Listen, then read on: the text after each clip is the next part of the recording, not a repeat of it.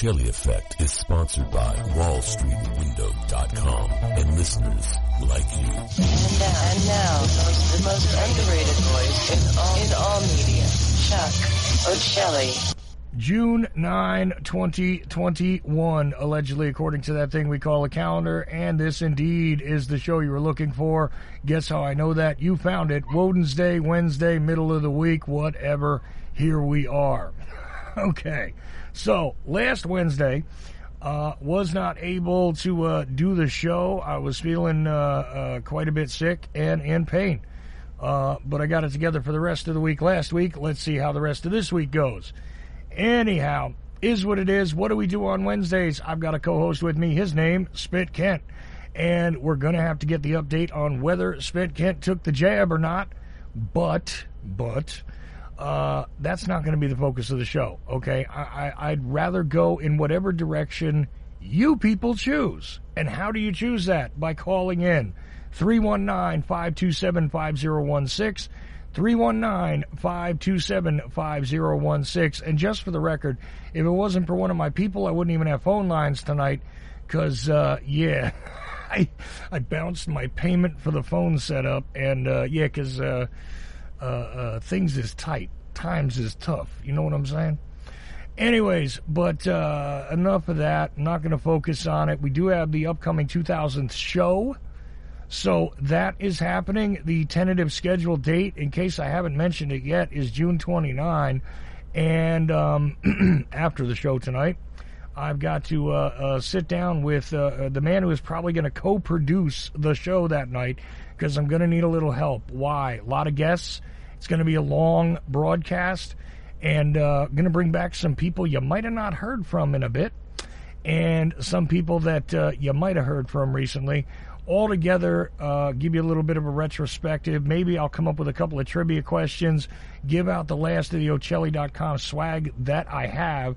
Oh, and, there might be something to say regarding something new that I'm not in charge of, but will come out soon, and it'll be a way to support another host on the network, and I'm all for that. Plus, the Donald Jeffrey Show is coming up very, very soon. I've got to finish up his work. I've had a few snags getting that done, but I'm creating original music and an intro and all that stuff, and trying to harvest a graphic from somewhere, because I'm not a graphic guy.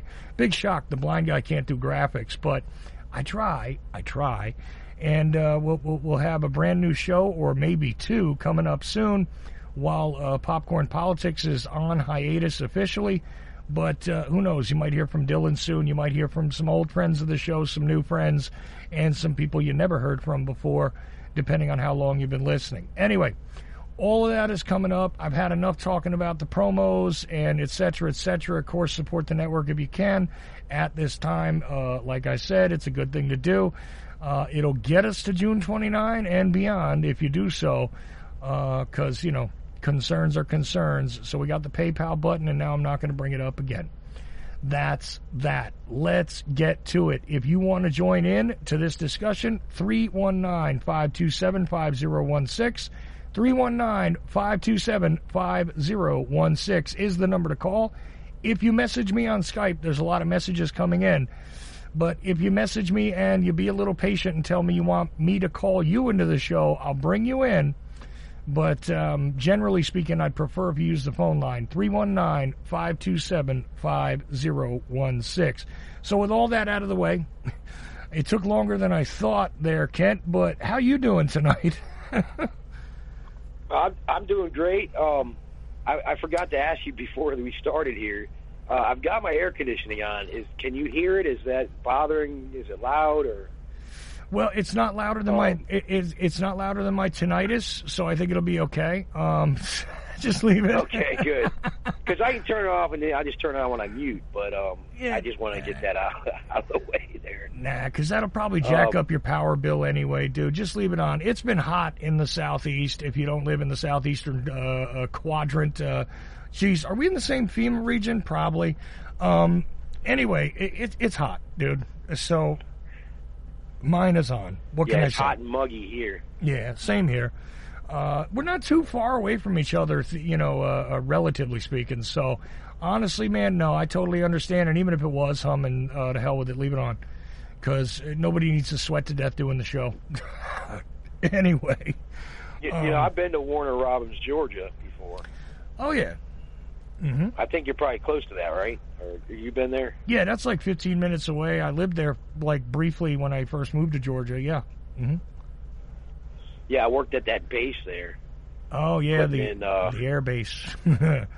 Warner Robins base. Was it air? I forget what it was. It's an Air Force base, and it's like this. Yeah. Like everything in that town centers on that Air Force base. Pretty much, it's like the thing for Warner Robins. A lot of military people, a lot of former military people. It's that's the way that place is. Yep. Well, probably back in 2003. I was still living up in Maryland, and I worked for a company part-time. Office technicians, basically. They put the office furniture together, unload the trucks. So we had this big job out in Warner Robins. We were there for a week. Cool. And it was a big job, a lot of work. Mm. But anyway, yeah, I don't talk about it too much, but back then I had clearance to go in all the buildings, FBI, CIA, the Pentagon. I've been under the Pentagon with moving furniture around and stuff. Nice. Been even in the. We don't want to talk about it too much. But I think it's called Site R, in like past Thurmont. It's inside a mountain. They've got a whole city in there inside the mountain. Oh yeah. I've been in that. And see now, that was way back. In this way, you're very different from me, Kent, because I've been red flagged with on the subversive list since I'm 12. So whenever a clearance job came up, I didn't get it. Although the NSA did consider hiring me at one point, till my former wife blew it. Yeah,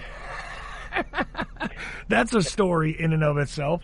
Post 9/11, they were scrambling for people that had certain skill sets, and they were almost willing to make an exception for me, but my then current wife blew it for me.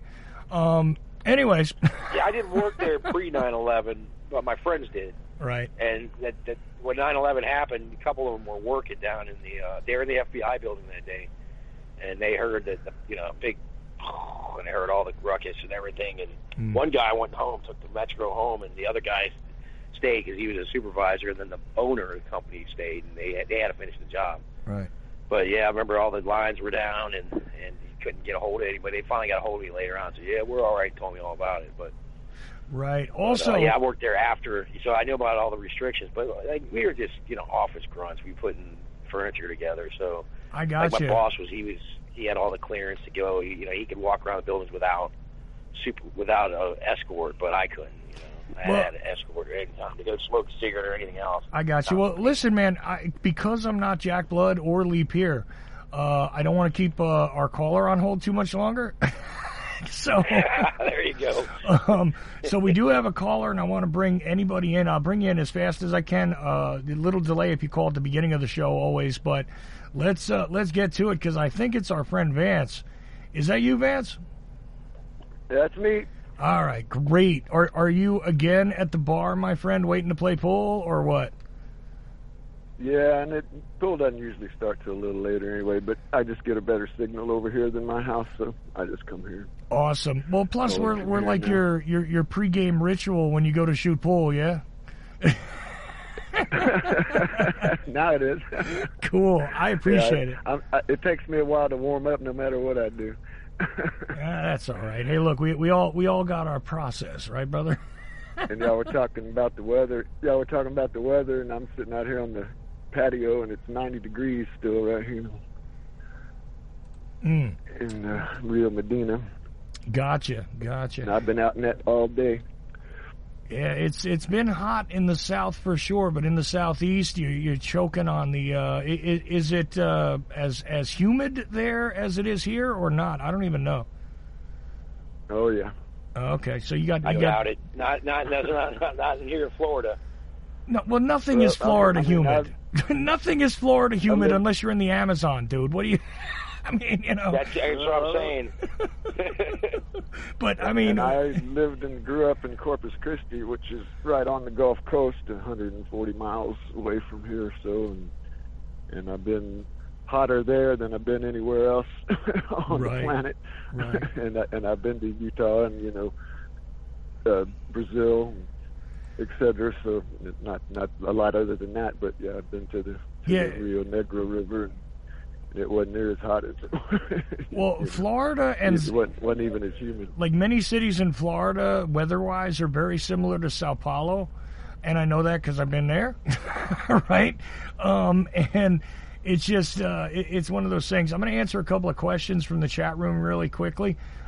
First thing is that, the 29th that we're scheduling for that show is also Frankie's birthday. That's true. And do we have a departure date for our move? Yeah, it looks like we're going to move like July 2nd or possibly between the 1st and the 3rd of July is when we're supposed to make our move. So I don't know if I'll be able to make broadcasts that particular week. There may be some interruption in our broadcasts. But other than that, we do have a new address. And, Phase Shifter, we have your email. We're willing to share the address via email, but anybody that wants an email address, I kind of vet you. I mean, not an email address, a physical address. But Phase Shifter, I know who you are, and we're cool. So, yeah, you can have the new address. But most people are not going to get my home site address, okay?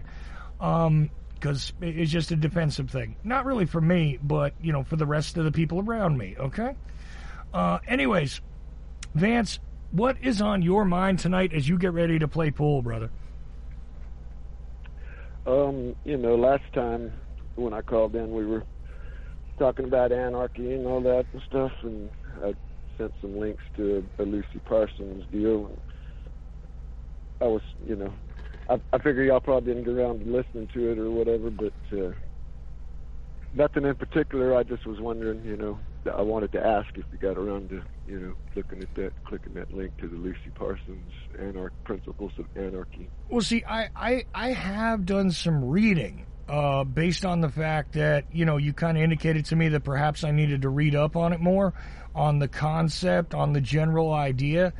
And so I did so. I didn't listen to the stuff that you sent just yet because I'm holding that for when I'm done doing some more, research where I actually read stuff and go through a diverse group of individuals and what they have to say about it. Because here's the troublesome thing. What I'm discovering is there is a lot of emptiness in the transition. Some people seem to have this idea, and I'm not saying everybody, who is philosophically an anarchist, has this idea that no problem, we can snap our fingers and instantly everything will be okay. And they're wrong. So I'm trying to look at people that are a little more intellectually sound about it and saying, look, there's got to be a way to bridge between this very, very controlled sort of societal model that we all believe for some reason is the right way. You got to get out of that first. And I'm looking into the psychology of getting out of that. And to be fair, some people don't have an answer. They just simply say, this is better on the other side of the hill, but they don't tell you how to climb the hill. And I would like a good layout of that. I would like a good philosophical explanation for how it is that, you don't just go over the hill by yourself, because I've seen over and over again individuals that try and plant their own flag somewhere and just want to be left alone, and eventually, they Randy Weaver you. They come and interfere somehow. And outside of going completely off grid, which, separates you from a great group of people, it's like, look, I think that there needs to be a collective of individuals who can agree to climb that mountain together to go on the other side of the horizon. I'm really shortening this up because I don't want to get too deep into it, but some of this stuff, like as published by like older books that were published by like Feral House about it, and some other materials that I was able to get for free from the archive.org site regarding anarchy and the philosophy thereof. I don't think I ever gave it a fair view, so I'm trying to educate myself on it, and it's a process, to be honest with you. So that's where I'm at with that. So I'm not listening to these presentations until I get a good sound basis for, how that philosophy has evolved and changed. Right, and I want to clarify that the thing I sent you from Lucy Parsons is not a presentation. It's basically a pamphlet that she published in like 1905. Oh, okay. Then I got to add it to my reading list. And her husband was one of the anarchy founders of the anarchy kind of movement and the labor union and all that. Albert Parsons died at the Haymarket riot that was basically probably a staged, somebody threw a bomb in and then they got the excuse to kill him. But long story short, I understand what you're saying, and I've said, I remember you mentioned in one of our original conversations about, that you would consider yourself more of a minarchist, and I do understand, and the Lucy Parsons thing, it actually says most anarchists know that these changes won't happen overnight, and it's a matter of educating, enough people. I can't remember the exact quote right now, but she makes that point in that pamphlet, which was basically, the concept of the Constitution. The United States, most people wouldn't have never had any idea how to do that either, and it didn't happen just overnight. It took years. So I understand you can't just automatically say tomorrow everybody gets to do what they want, and because there still are rules and certain fundamental things that just have to occur on a regular cycle for a society to function, right, etc. So yeah, I mean, that's where I stand in all this. It's like I'm not even sure that it's possible to get. I don't know how, if we have enough time, because what we have to constantly do is get people to hear this message and then understand it. And it comes from the heart. They got to give up the belief of authority. They have to understand natural rights, and for everyone.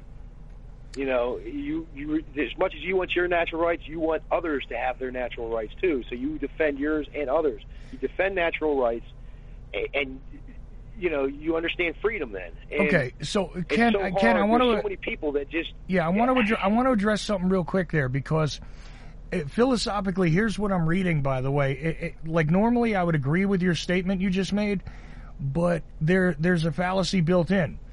The idea that you don't believe in authority is not the thing you want people to reach for.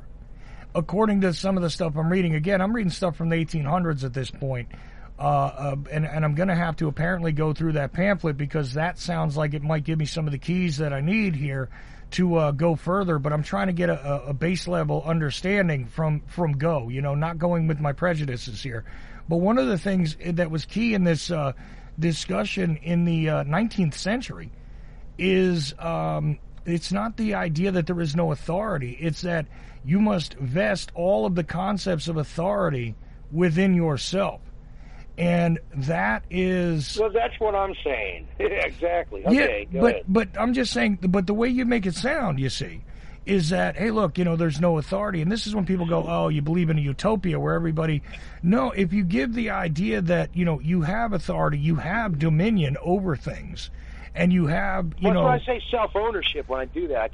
I guess, people don't get it, but I always say self-ownership, if you don't have belief that somebody's got authority over you. But that's what I mean by belief of authority. Yeah. And self-ownership means you have authority over yourself. You don't need a ruler. You don't need an elite group of people to make decisions for you. You don't need a president. You don't need a king. You don't need a pharaoh. You don't need an emperor. You don't need any of them. Oh, no, I know. In fact, you're better off without them. Yeah, no, and I agree with you. And I agree with you on all that. It's just that it was like you got to be, this is what I'm reading anyway, is that being very careful with language is that there are so many traps built into this English language that make presumptuous statements. This is the thing, that, that sound a certain way, And you got to remember, your intent is not necessarily the same thing you're projecting all the time, because there is all sorts of little tricks and traps built into our language to begin with. And when people poorly speak it, so that's the thing. That makes sense. When you're just, repeating, look, don't believe in authority, don't believe in authority, it makes it sound like there is zero. No, it's that you have authority over self. It's self-ownership first. It's not even necessarily about property, right? And you got to put these things in order, because you're talking about tearing down a construct which is a given. And if you don't give all of the ABCs of how you get from that, I mean, I'm not trying to criticize you, Kent. I'm just saying this is one of the things that's being pressed in these old writings about it. And what I've done, though, usually, I mean, like, people have heard me and everything before in this show and other shows, is before, I've gotten into detail on things and all of that. But when I'm just saying it quick, like, in a quick one-liner or whatever, getting something in, well, that's why you got to get rid of the belief of authority. What I'm saying is, I'm not getting technical, but that was what I was talking about before. Right. And, and when it's self-ownership, basically, it's saying you have authority over yourself. And I always say, too, be the change. Don't try to change the world. Change yourself first. Be the change you want. That's old hats there. So. Oh, yeah. See, and my bridge, my difficult bridge here, Vance, is going from that idea. Look, I can reimagine anything for myself, for my family. I can reimagine things in a small space and do it. People have different orders in their own homes than are, that have anything to do with the outside world, better or worse, right? So you I brought this up, I think, in the original conversation, wherever, with the idea of my Together United for Freedom thing, and that one of the keys to higher understanding or enlightenment, and the way to get us to the next level is to become a human being again. Right. And the all men are created equal. Well, that's a fundamental thing that's stating that fact right there, that we're all human beings. You can't have freedom without it. So all men have to be created equal to have freedom. So what I was saying before is that it is time to have a re-declaration of independence, and it was supposed to have been Thomas Jefferson thought it should be re-ratified and rethought out every generation, and to accommodate for new things that no one thought of, and we've been several generations. Yeah, no, and that is a key point. That's a key point that you bring up, Vance, because every so often people do use their imagination, and unfortunately, the way the system is arranged, what they've done is reimagined ways to enslave and exploit others. So exactly. And this is in my way of understanding reality, this is we're right back to that same dynamic, and right. there is more of a monopoly by fewer people in power right now. I mean, technically, at one time there was one king and he owned everything, but there wasn't as many people and there wasn't as many exploitable resources to claim as wealth, so to speak. But you see what I'm saying? I mean, we have an even greater monopoly on freedom. I mean, right now we're not even free, because they're telling you where you can, when you can't, in all kinds of ways, not even counting just COVID. Oh yeah, and that's the thing is that's what I'm saying. We have to reestablish a basic new constitution, new Bill of Rights, updated to the problems that we're dealing with now, which somebody said, I haven't been able to verify the quote, but once a man's wealth becomes so immense that it becomes a danger to society, the only remedy is to seize it and divide it collectively or whatever. So, maybe nobody said that, but, I think we're at that point to where there are a few people on this planet that just got too much and they ain't going to stop. So, got to be a way to stop that. They're psychopaths. Well, yeah, and here's on this planet. They're psychopaths, and yeah, of course, they're not going to stop. See, and that's the thing. They're going to keep taking more and more. They don't care about the planet. They don't care about us. Yeah, and that's why I think it is. No, absolutely not without a fundamental shift in values, though, because it is also useful. And I know you guys are probably not going to be happy with this, but it's also useful to listen to people that today would definitely be declared socialists, like Huey Long. And why? Because he had this, concept of, look, there's a limit here. There's a limit to the leverage that somebody, and it's a funny thing, like they don't use that terminology, around 1900 when things are really being, sort of philosophically arranged here around this concept of modern anarchy, right? You find that it almost sounds like some of the socialists where, like Huey Long is describing, we need to tell Mr. Rockefeller, there's one speech I've had to hear several times because I'm working on something, and we need to tell Mr. Rockefeller, Mr. Morgan, and all these, elitists, it's like we invited them to the barbecue, and what they did is took away enough food that all their children, their children's children, and everybody else can't even eat it all. They got it, and what we got to do is tell them, hey, look, you got to come back over here. The way Huey Long talks, right? Yeah, and put some of this back. I don't know who that dude is. I'm not really worried about socialism either. People get so, on the right, get so, or if you call it the right, they get so offended and so, they devil, if you say socialism. And I'm like, look, there's plenty of socialism. There's corporate socialism. Right. There's corporate socialism. There's all kinds, police departments, fire departments, and that's all socialism. The problem is the socialism they get all mad about. They're like, the poor people ain't working. I'm like, look, man, you're under a system that robs you in the first place with the Federal Reserve, the debt-based system we're under. Mm-hmm. You're going to have a lot of poor people. Let's take care of them. And so I'm more for socialism than I am for corporatism. I want fair capitalism, which would eliminate the Federal Reserve. You couldn't have a Federal Reserve. You can't have a debt-based system. Which has been just as bastardized. To help people. The concept of capitalism has been just as bastardized as Vance was saying socialism has been. And that's the thing. Yeah. You can take the good parts of this and add it to the equation. The idea that, say, a voluntary group of individuals could come together and be taken care of by the community for taking care of the community, like the concept of having people that keep the peace is not a bad thing.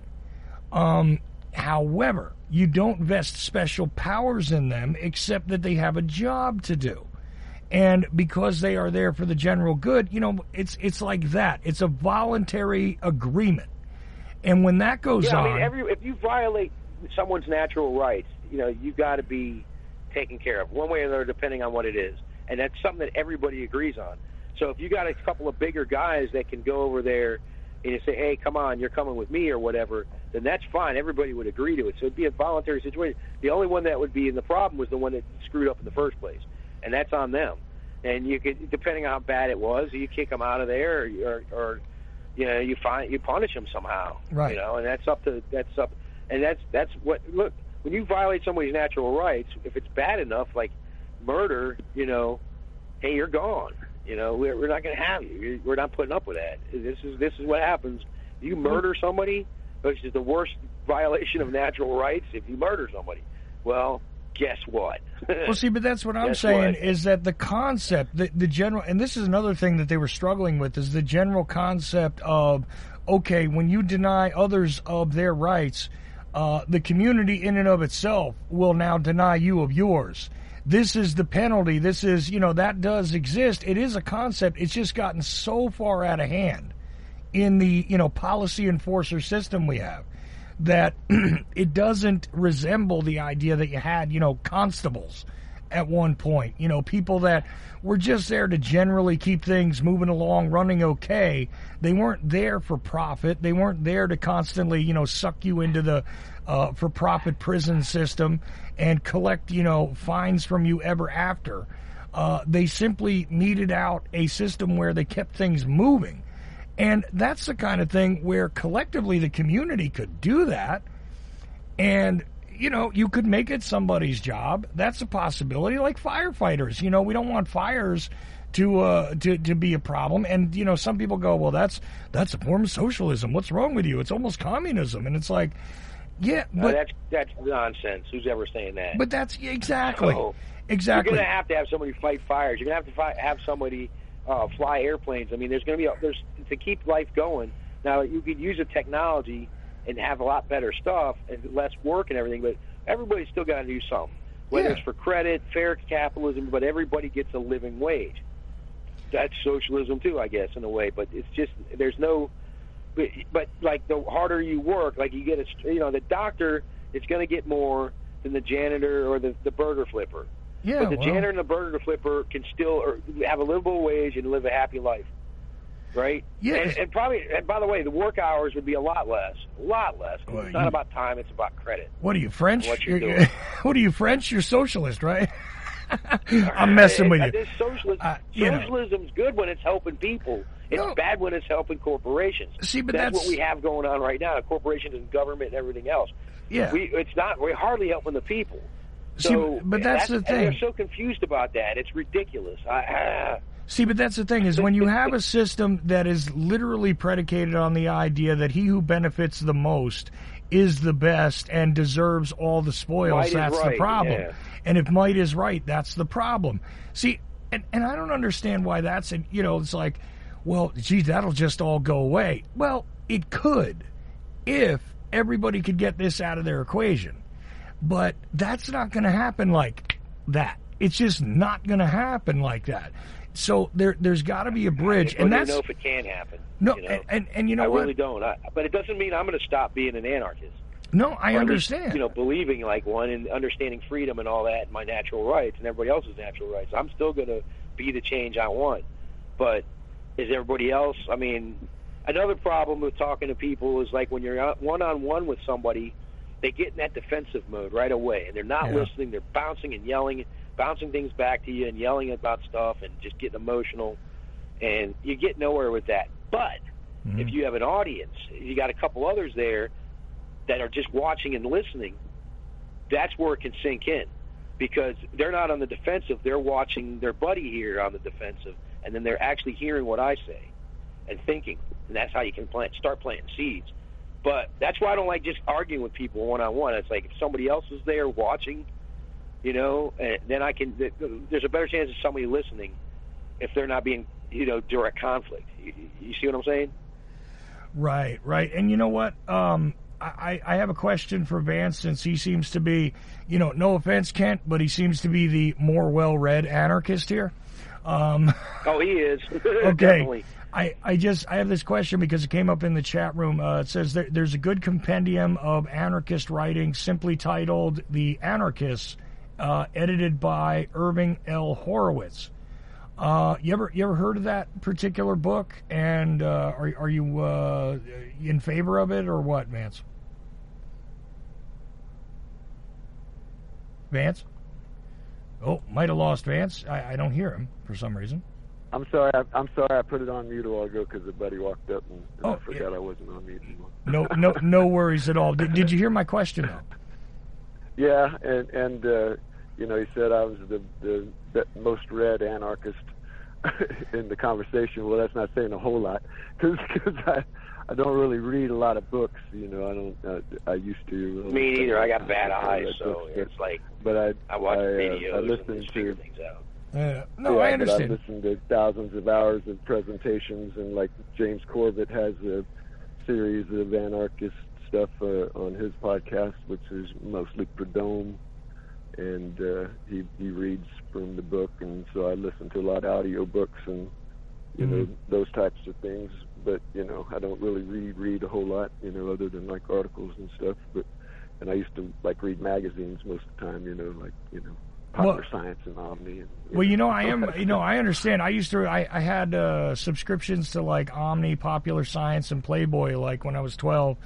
Because that was where I learned a lot from Playboy. I mean, Gore Vidal. That's where I learned about Gore Vidal. I was just going to say, yeah, and everybody, the old joke, I get it for the articles. I actually read the articles. Not saying I didn't look at the pictures. House and Mad Magazine. Listen, I like Mad Magazine too. When I was younger, for sure, and every once in a while, still to this day, I think I pick up a copy now and then and give it to somebody when I'm done with it. But. But Playboy used to be very educational, actually. You had a lot of good interviews, different people of interest, amazing people of interest sometimes, were interviewed in Playboy magazine. Gore Vidal's writing.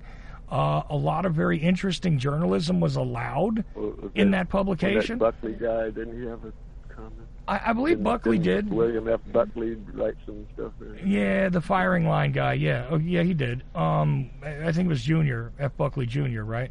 Had written in there, but there were interesting exposés, believe it or not, on the JFK assassination in Playboy magazine. I used to get old issues. In fact, I mean, I had a copy of the Jim Garrison issue, all that stuff, even though that was before my time. Playboy magazine, and believe it or not, ready for this one, the makers of Hustler used to put out some very interesting stuff. And not Hustler magazine either. I didn't get Hustler, but they had a whole bunch of side publications that put out some pretty radical journalism, actually. And, at the time I was a teenager, it was very available. But look, those are periodicals. I think I'm going to look into this book that Phase Shifter mentioned in the chat room. Yeah. And I want to say that, this Lucy Parsons' Principles of Anarchy is a very, very, it just speaks to my heart. And I've read, passages and paragraphs to people to, explain, my point of view in various, situations, et cetera, and it's not really that hard, and it's written. She was a very talented, speech giver and writer, and was, aware of the situation at the time, which I think is very, much relatable to here. I mean, we're right back into feudalism, basically, with the, there is no middle class anymore. There's a bunch of wealthy people and their foundations and organizations that are dictating the rules to everyone, and so I think that's a good basic primer for anyone that's kind of really interested in what the way that I understand anarchism, and and then you got to go to Proudhon and all that, and that's all written in that old English stuff that's kind of hard to follow a lot of times. Yeah, see, and that's the difficult thing, because when you detach the idea of labor from what is considered currency, and I don't mean by all accounts what we have today, right? When you detach labor so far and you detach value so far from it, I mean, it's like there's no way that it's not going to be manipulated, leveraged, and a whole bunch of middlemen, which cause the value of the labor to be devalued just by the exchange. There has to be a fair concept of commerce, which is not easily understood. I mean, if you think about it, you're born into a world, here I go sounding like the Zeitgeist movie, right? You're born into a world where a given is unquestionable. I mean, you may have different gods, but everybody knows that you need money. You know what I mean? In modern times, it's all about the money. This is the way things flow. This is the way power is acquired. This is the way your position in society is determined. And that's like a given in anybody's rearing at this point. And you have to change that, because it is decoupled from the value of labor, the value of creation, the value of the individual.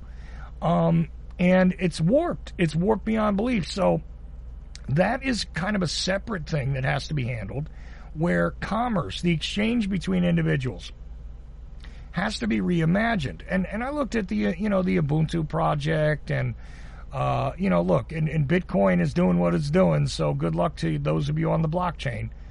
And meanwhile, big red flag, the FBI was able to seize a wallet. That tells you something, doesn't it? Same week. But apparently they didn't get it all. They didn't get it all, though. No, but the government only needs to take half of it back, no matter what it is, right? If they can keep taking half of it back, no matter what, your concept of exchange is warped. And just like those people thought they were on the secure app, whatever that thing was called the other day, they came out and said, yeah, this thing everybody thought was like a nice criminal app where you could have, encrypted communication. Turns out the FBI are the people that released it, and now you're all busted. I sort of feel like there's your story that we're going to be telling about Bitcoin in a couple of years. because there's a lot of transactions going on out there that are not too savory happening via Bitcoin. And look, I'm not saying that I probably wouldn't have gotten involved in it if I had the money to invest when it was first shown to me, but I wouldn't be one of these Bitcoin millionaires.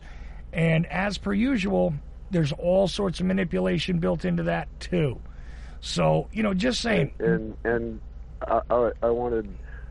I was thinking earlier, making the point about when we were talking about the cost of living and people not being able to find jobs and et cetera, and back in like the 40s, 50s, 60s, I guess from the 50s to the 60s, 70s, even one person could go work, just basically a regular job. If you worked at a factory, you made even more than just the average guy, and right. and you could afford to pay rent and go on vacation, and people bought new cars every 2-3 years and paid cash for them, and with technology and all of the advances, like I've said before, they promised us the Jetsons, but we're still in the Flintstones. Yeah. And the monopoly has gotten the reason everything costs so much more now. I remember buying gasoline for 25 cents a gallon in like 1971, and I know it was cheaper, but it's because of the monopoly that the authority, whether you want to call it the United States government or the Illuminati or whatever, they've monopolized the basic human resources, and from that it extrapolates out into all those middlemen and everything, like you're talking about. They're trying to get a cut of the pie, right, that they didn't create, and so it's been done, and it can be undone, but it has to be understood first, and people got to be pissed off about that instead of the Mexicans are coming or the Chinese are coming. Yeah, no doubt. Or Russia. Russia. Yeah, all that. You know what the problem is? It's not the people over there. It's the people over here that need to understand that. See, this is why I feel like, and look, no offense to you, Vance, but you're the previous generation. You're a tail end baby boomer, right? That's what they tell me. Yeah, that's what they tell you. But here's the thing: like, since I was born in '72. And my introduction to money came at right about the time where, grocery store prices changed on a daily basis. And they were weird. It didn't matter if it was still the same dust-covered can that was there the day before. It might have gone up. It hardly ever went down, but it fluctuated like crazy because we were in that state of stagflation. Prices made no sense. We had a gas shortage. All this stuff was like my introduction into the world the way it works, right? And even going as far away from the 70s into the almost the end of the century, gas was around $1. It was under and around $1. How do I know this? Because I ran gas stations, and we didn't have, right after 9/11 when the gas price went crazy, we didn't have number 2s for our dollar part of our sign. We had to order them because nobody imagined we would need 2s. However, the companies that make these things, they had them all set to go and ship out to us right when the prices were going up. So somebody knew. But and supposedly we're in a housing shortage situation where there's not enough new homes for people to buy. Yeah. But there's more vacant homes than there are homeless people. Yeah. So I don't know how we got to be in a housing shortage, other than that's what they tell you on the news to justify, raking out. Right in the city where I live, there are abandoned, crumbling houses that are falling down because nobody's lived in them for years. Okay, because a lot of people lost their spots. What is it? 13 years ago now? About 13 years ago. And a lot of people struggled after that and then went bust, a little later. Not everybody lost their house in 2008. Some people, held on until 2012 or something, right? So there are houses that have been abandoned for years. There are places where, people did squat for a little bit, and whole neighborhoods have these large chunks of homes in disrepair simply because nobody's been there. So kids break a window, weather wrecks a little something, nobody's there to fix it, nobody cares. And it's just sitting there. And I'm dumbfounded by the fact that we got people living under bridges here. I mean, for real, like they sneak up onto the, when you see like a bridge with a steep incline that goes up, they sneak right up under the road and stay under there to stay out of sight. And there's whole groups of them living there. There's people living in tent cities behind what used to be strip malls that are pretty much abandoned. Okay, and this is just here, and this isn't the worst case scenario from what I hear in other parts of the country. And it's like, yeah, it's terrible. How do we do this? I got a 31-year-old daughter that lives on the streets, and she's basically got mental problems, and there are no, facilities for her anymore since like Reagan and all that kind of stuff, shut down all the, social programs. See, that's yet another problem. We're the richest country. We have the most wealth in the world, but we have so much homeless and poor people. That's going to show. Like, it's been getting worse. You were talking about it a few minutes ago, Chuck, about the 70s and stuff. It seems like since Nixon, things have slowly gotten worse and worse. And every year, every administration, through Reagan, things really started tightening up, and the drug war really started kicking in again, and then the 90s, you had Clinton, and you had all the, all these wars, the wars going on, and the bombings going on, and the sanctions going on, and the wars, we had Bush actually for the first Gulf War, so then you got Bush Jr. in there, but meanwhile they're taking more and more power each year, each administration. What Bush was doing was bad enough. When Obama got in, he was supposed to be the the savior of the people and everything. He bombed more than Bush did. I mean, he took more power. He signed in the NDAA. So, and then then Trump wrote the biggest check in all of history for $6 trillion, this bailout BS. And now you've got Biden just God forbid, he's already starting. And it's just more and more, it's getting worse and worse. And now there's never been a bigger income inequality in history than what's going on here. Yeah, well, in this country. But here's the thing. That's basically saying, real quick, that's basically saying, guess what? System ain't working. Yeah. Well, over time, what has actually improved is the question, right? And, talking about your daughter real quick, Vance, look, when people are in that cycle, even if they're not suffering from what may or may not be mental illness, because some people are not suffering from mental illness, they're suffering from, ready for this, vitamin deficiencies that have caused their brain chemistry to go wrong. A lot of people, when you get them into a safe place and you give them the right stuff, they somehow heal. And that cycle in and of itself of living on the street, and I know this because I've done it, is hard to get out of. Even if you're not, and I'm not even saying that I wasn't mentally ill at the time. By the time I was done sleeping on the streets as an adult, I guarantee I had some extra traumas.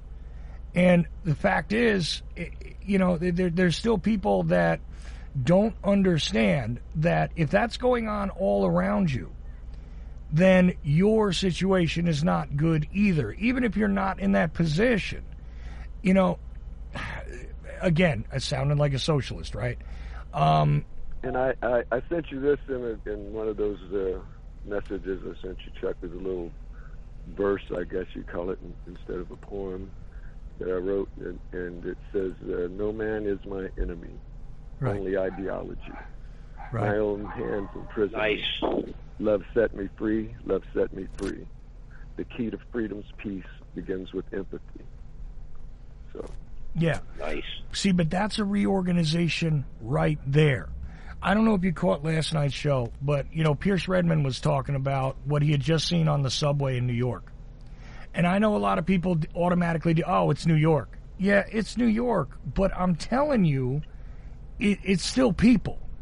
And it's still people acting as though others don't count. They're aggravated that they're being inconvenienced because some poor sucker ended up on the tracks, right? And whatever it was that got him there, whether he was pushed, he fell, he decided to kill himself, whatever. People more aggravated with the idea that they were being inconvenienced for 10 minutes while they scrape him up off the subway tracks is a revolting thing. There is something wrong with the psychology here. Other people losing their natural rights right in front of you, however they got there, is not something to be celebrated. It's not entertainment, and it's not truly acceptable, in general. I keep wondering where that empathy is. But this is the thing. It's a reorganization of the entire endocrine system that goes into this concept of you dominate or to hell with you. It's okay that this person got killed or this person's gone because they were a drug addict. Okay, so their value of life is less now because they use drugs. Some people, in all honesty, feel as though if the skin tone is different than theirs, their lives are not as valuable as theirs. You know what I mean? The other. And I got to tell you, man, that is one of the key reorganizations that needs to happen, because otherwise, like Spent Kent says, I don't want to see the people that can't take care of themselves not be taken care of. Basically, I'm paraphrasing you. I know you don't want to see that, where it's just like, hey, survival of the fittest, to hell with you.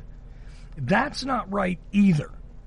So there's got to be a way to make this work. There are enough resources. I've gone over this mathematically when people start with me about the overpopulation. It's like interesting, because mathematically, if, this is a Jacques Fresco thing. It's not my thought, but I've gone over this, a couple of people that have, done these analyses about the resources on the planet. We're not overpopulated if the resources were distributed.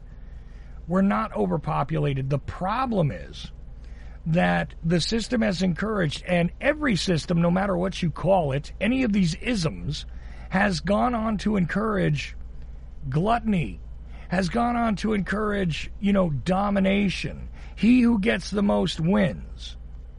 And again, another interesting lesson from that movie is the game of Monopoly. When the game is over, when you're dead, it all goes back in the box, right? And this is the thing. And this is why I brought up, Huey Long. Because he was talking about, look, there's a way that you can let them have their millions. But there's got to be a limit to the amount that you can suck out of the system and claim and then repurpose to do what? Oh, perpetuate that system so that it reinforces, becomes a cyclical thing. Okay? And allowing and the... Apparently, yeah. Apparently, at some time, at one point in the United States, I couldn't tell you the exact year from year to year, but... corporations were chartered, and you only got the charter had to be approved, and they only chartered corporation to like build a road or to build an air base or whatever, and so the contractors had a contract, and if they didn't fulfill the contract to the way they were supposed to, or did shoddy work or whatever, well, then they didn't get another charter. Right. And then it kind of evolved into the more looser system of that, but even at that time, the big corporations like GE and all that kind of stuff, if you're building bombs for the government, well, you shouldn't be making a whole lot of profit on that. So they were taxed up to like 95% on the profit. Right. And so that's after you pay all the salaries and you buy your jets and give yourself bonuses and all that kind of stuff. And so it didn't lead to that. That was at least a check on them being able to have this monopoly on the fundamental resources and being able to control and fluctuate the price at their will, which is going on. You know, just even in this COVID stuff right now, all the prices are going up because of shortages. So now we got the cyber pandemic is coming, and so they're just setting us up. They're going to shut down whatever system and make people react and be mad at each other, and so it has to stop, man. No, absolutely true. It's not that hard to figure out. It ain't that hard to figure out. Just people aren't. I mean, I got into a conversation with the guy in the bar, and I'd heard him talking, before politics, and I told him at one point, yeah, we can talk sometime. And I already knew it was going to be a hard thing, and so basically his major concern at the moment was that, there's footage of all these, illegal immigrants coming across the border, and all this stuff about illegal immigration. I'm like, okay, well, look, Jeff, just tell me, you think illegal immigrants are the reason that the United States is as screwed up as it is right now? Mm-hmm. What'd he say? And so he ain't going to. It got to the point where he's like, well, I guess we don't need to talk. We're not going to talk about this anymore, kind of thing. And but like I said, and just last night was the first time I've seen him since that, and he came and sat by me and talked to me, and nothing came up about it. But I think inside his mind, see, just simple little statements like that, where you get the guy to think, okay, well, is illegal immigration the biggest threat that's facing us right now, and is that the cause of any of the fundamental flaws with society? See, if I was hanging out with you in the bar, if I was hanging out with you in the bar, we'd take the place over. You know that, right? Because nobody would want to be anywhere near us except people that think like us, which is funny because that's not the way I like to roll, but that's what would happen. When you turn people's logic back at them on their heads, they don't get it. It's like, well, I'm free and I have this. Okay, so explain that to me. And I can't remember exactly what how it evolved at this moment, but he starts saying, "Oh, so you're a Democrat?" And I said, "No, I'm not a Democrat, dude. I'm an anarchist." There we go. Like, oh, well, so you believe right this? You believe that? And I said, he said, "You don't know about this?" I said, "Look, dude, you don't know nothing about what I know." I've been thinking about this. I told him. This happens to me all the time. They come at you with this. I used to be a Republican, until I was 42 years old. I'm 50 now. Mm-hmm. All right, so I was a Republican. I've forgotten more about being a Republican than these people, half of them even knew. So they're coming at me with all this regurgitation of stuff I've heard a million times. Same old. Yeah. And I'm like, stop. I don't have time to hear this ever again. All right. I'm getting old. I don't, No, I hear you. It, but listen, if you want to do something, go look up this, and then they don't want, they turn it off, and you're a Democrat. Yeah, I know. Like, no. It's so funny. I got people that do that to me all the time, where it's like, oh, but you must be a Biden supporter. I'm like, no, that's not the way.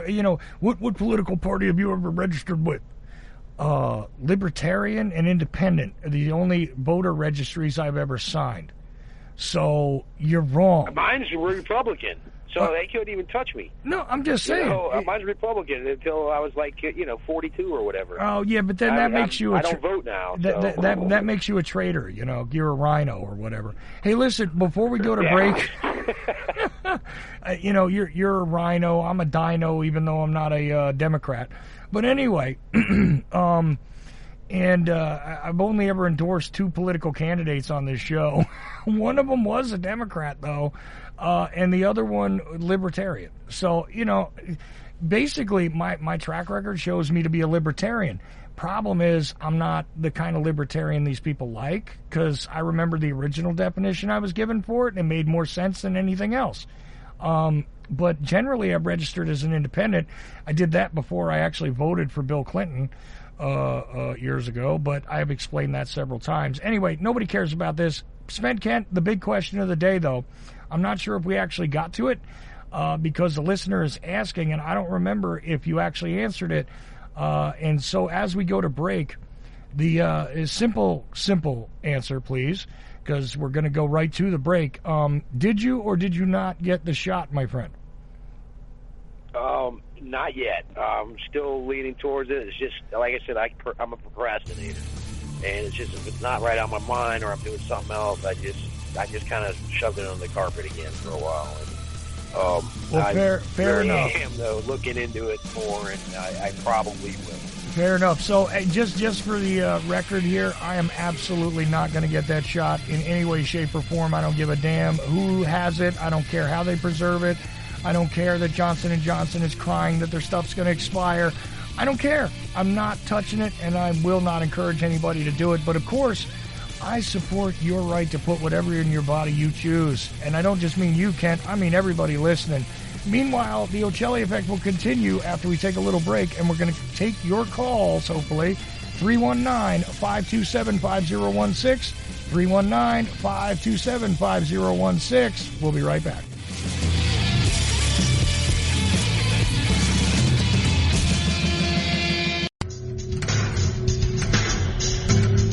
WallStreetWindow.com. Gold, silver, the stock market.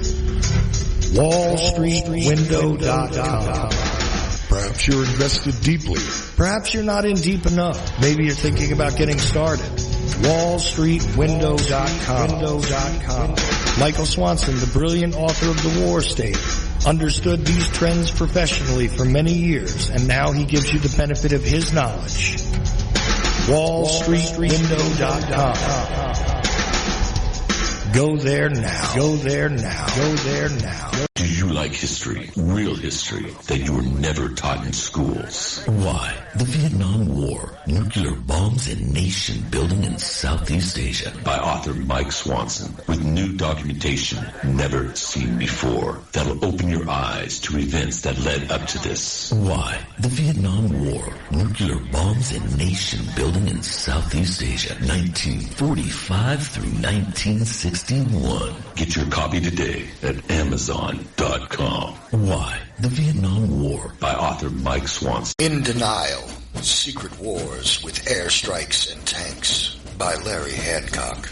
Secret wars became a staple of U.S. covert operations and are still happening today. Larry Hancock's book, In Denial, rips the cover off many of them. Using new files, it exposes things about the Bay of Pigs that no one has ever written about before. It shows why it really failed and why the United States did not learn from it. Secret wars became a staple of U.S. covert operations and are still happening today. It also shows why other countries today are doing secret operations with more success. This is the book that puts what some want to deny into the light. In Denial, Secret Wars with Airstrikes and Tanks. Larry Hancock. For more information, go to larry-hancock.com. Pick up your copy of In Denial at Amazon.com in digital or physical form. The views expressed by callers, co-hosts, or anyone else who happens to get on the air at ochelli.com do not necessarily reflect the views of ochelli.com or Chuck Ochelli, and we are not responsible for any stupidity which might ensue. Thank you.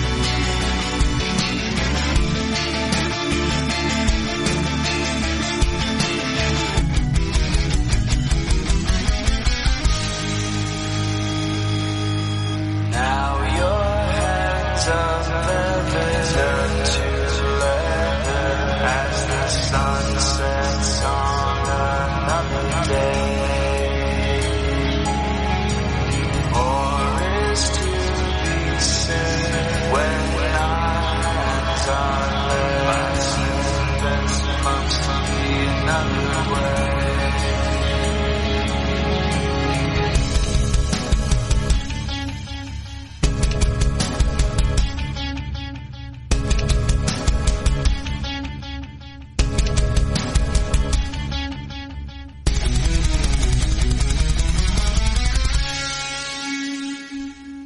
ochelli.com. Uncle, I'll bet you remember the time when Benjamin Fulford said that the Asian Secret Society was going to dispatch ninjas to take out the Illuminati to change the entire world for the better.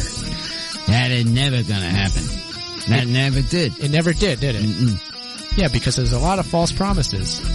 Fools? I can't say one. We better not say and be polite, but there are no false promises at the ochelli.com radio network. That's exactly it. It's truth, the point, right to the point. And this is what I like. Straight to the point. Ochelli.com. ochelli.com.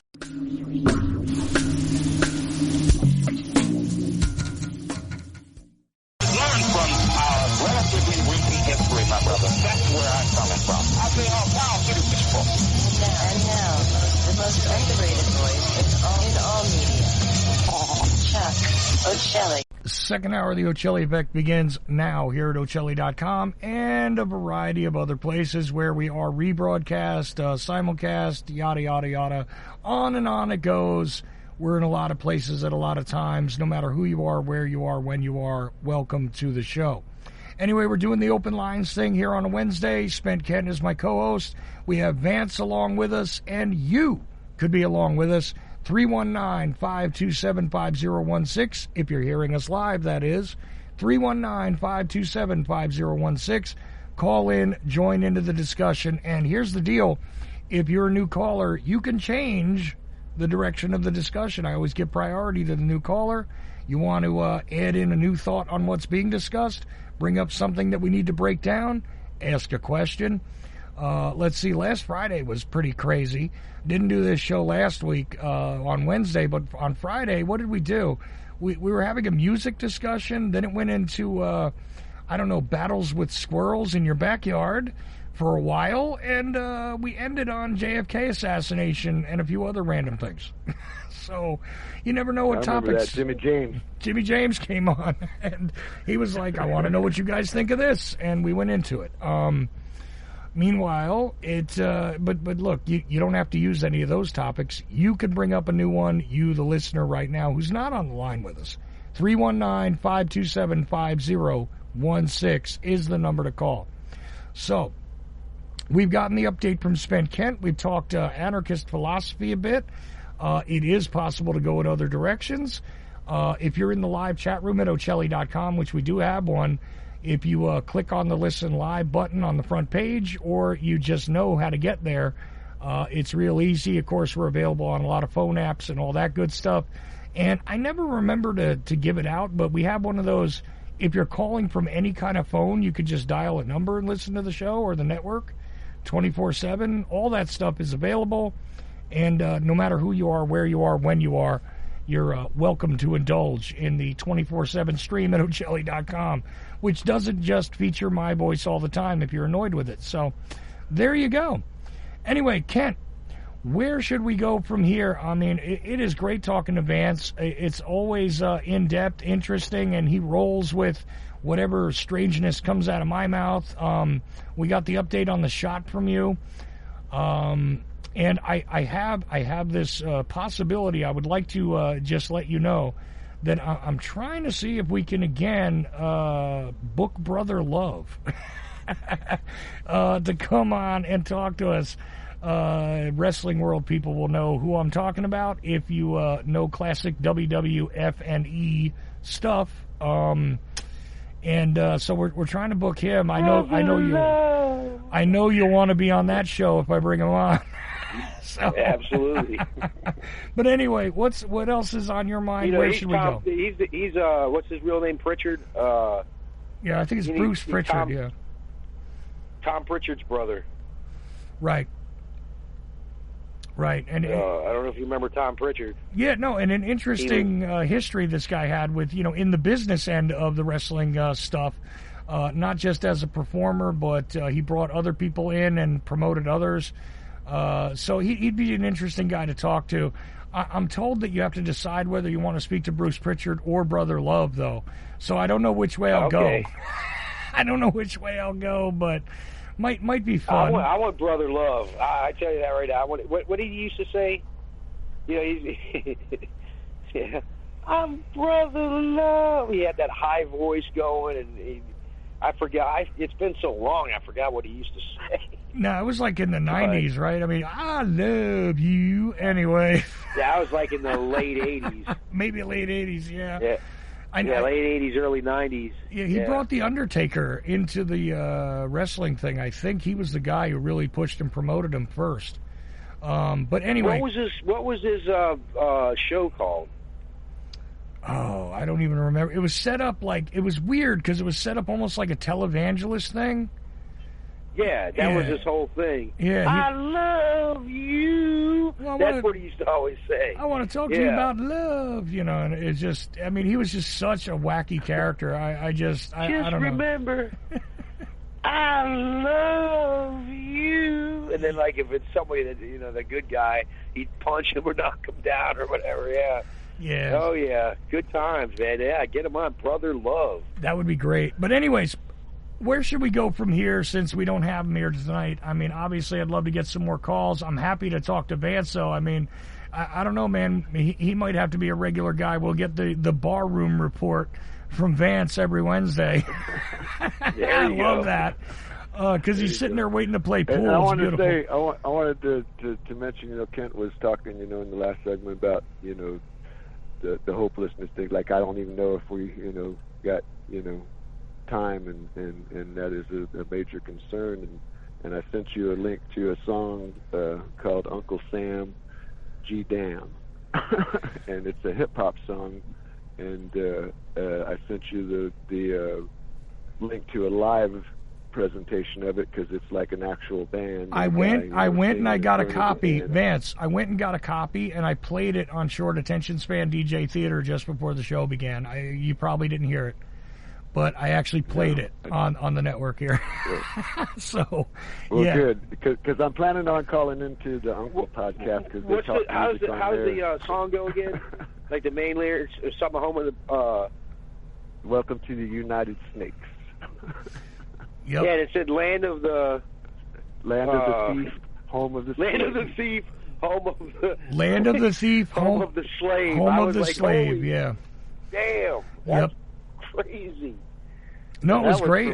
It was great. That's like 14 years ago or something. Not maybe I can't scratch that, but that didn't just happen. Yeah, right on. That was. I thought I had heard it before, but I was just like, yeah, this is cool. Yeah, in the song. Actually, Nina Simone did a song called Mississippi Goddamn. Okay. And the lyric, there's nothing in common with the beat or the, you know, it's not. But the initial statement that this song is part of a screenplay, but the screenplay hasn't been written yet, or something like that. He starts off with a spoken, you know, verse, and that's a direct quote from the Nina Simone song. Yeah, he also says just Nina for sitting Simone here. Song from the Mississippi. He also says, just for sitting here and listening to this, you're all going to be on a list. You know, I was like, oh, I got it. And I had not even listened to it. I saw you gave me the lyrics. And the reason I sent that live version is to show you that that's a big place. It's in Lumbertown, I think is what it's called. And it's like a big venue, and they record, you know, local artists, and there's 400 or 500 people in there possibly, you know. Oh yeah, no, and I'm young people that are getting this message, and so there is a lot of people thinking about it. They just don't have that avenue to go to. Yeah, you know, see, nobody's offering them here. Now, during this Short Attention Span DJ Theater I did just before this show, which I will put up on Mixcloud, you can get the last 25, 26 of the DJ sets I did. It also has Payday Monsanto and a bunch of other interesting bits and pieces of songs. And, you know, I always play Rage Against the Machine during that stuff. And just other things that people request or, you know, point me to that make interesting statements. I loop it all together, and Payday is one of the best. I just gotta say, Payday is one of the best rappers I've ever heard in my life. Mm-hmm. No, absolutely. He's really talented, man. I mean, he's a little wacky. He's my buddy. You know, we've had him on Friday Super Show a bunch of times. I talked to him and Tammy and everything on off air. You know, just hanging out on Saturday afternoon, giving somebody a call, and Tammy gets on or Lee, but. He's a really cool guy, but he's kind of out there in the flat Earth business and stuff. Last I talked to him, a bit, it's been a few years, man. He's had some problems, so. No, I know, and he's been on this show. If you go back in my archives, you can find Payday Monsanto on my show.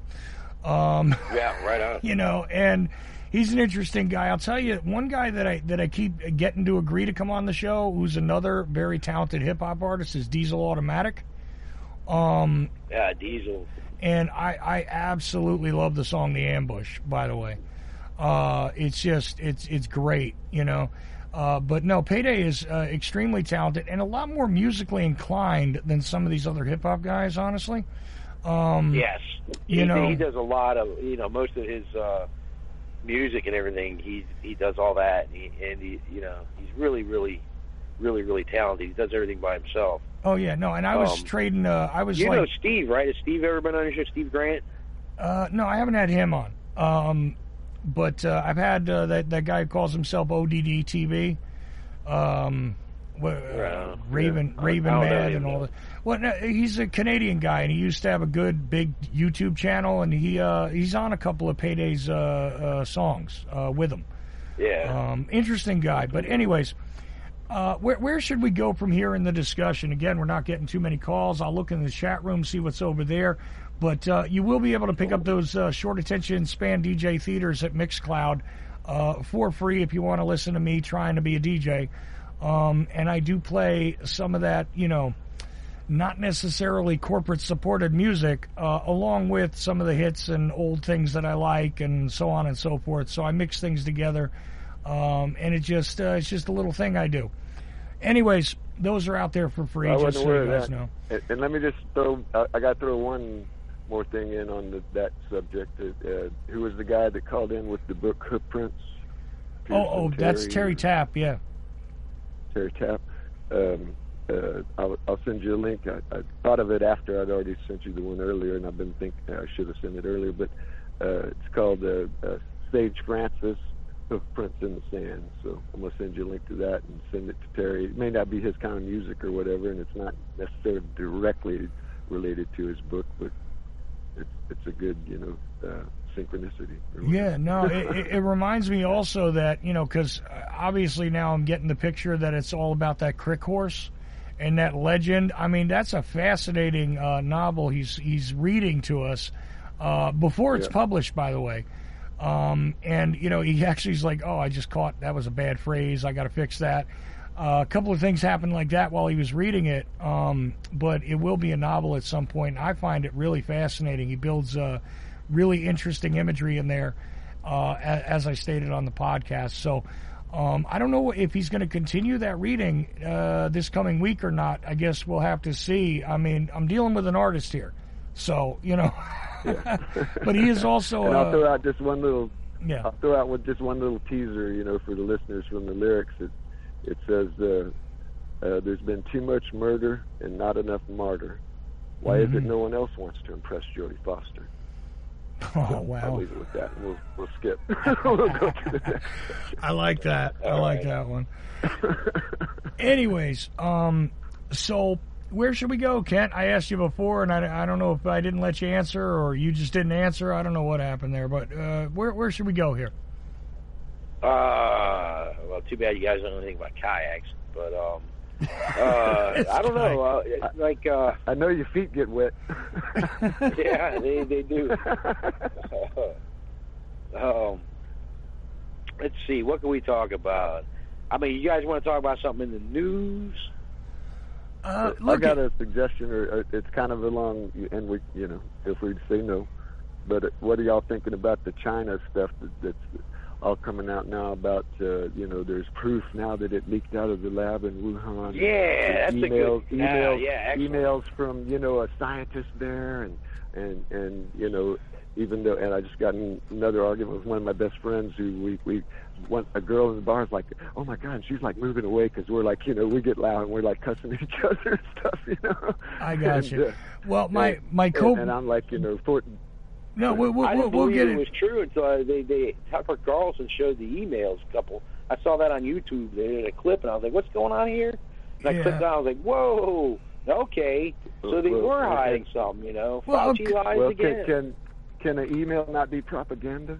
See, an email can be because there was an email written doesn't mean it could be, but they did a FOIA request or whatever for it. It's just like, but it's just like those. It's just like the flight lists for Epstein that turned out to be bogus.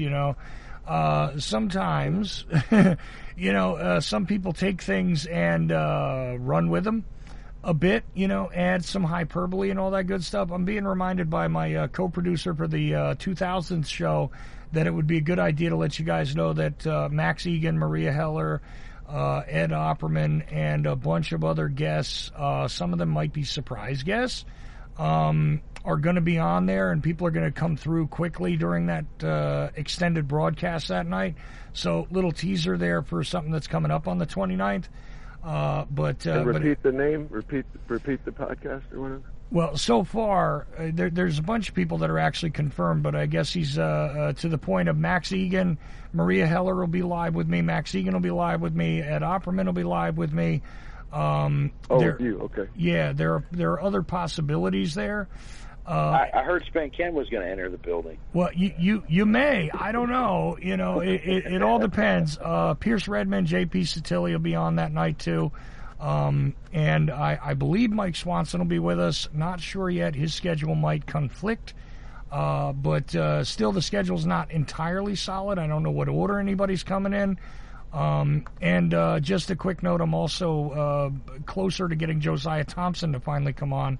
So we will get to that in the next coming weeks also. Plus, there's going to be some people of interest that are going to come on the show that don't make the 2000th podcast. Going to be a few guest changes and things going into the summer, I assure you. Anyways, so I got that out of the way. Mention the date one more time. June 29, yeah. June 29. And it'll start That's on a early. Tuesday. It'll be on a Tuesday. It'll start early, and it'll end late, just so you know. So looks like we're going to start at 6 p.m. Eastern. But because there may be some people from the UK joining us, I don't know. I might have to put them on in the early hours because by the time I go live here, usually it's like 1 o'clock in the morning in the UK. So a little tougher. Yeah, they're like 5 hours ahead, depending on what part of the UK they're in. Yeah, so a little tougher for some of them to make it live, but we're gonna cram in everybody we can. Not sure if we can schedule Corbett for that, but I know he's a possibility, and a few other individuals that I guarantee you're going to want to hear. Anyways, so back to the China thing. No, you know what? Immediately when I see the MSM embrace something like this, I'm sorry, my suspicious mind comes out. Where it's like, yeah, this is a possibility, sure, but it's also possible that nobody knows where it came from. And the truth about it is now being used for some other purpose. So I've got multiple thoughts about this where it's not like, okay, I'm convinced it's all real now.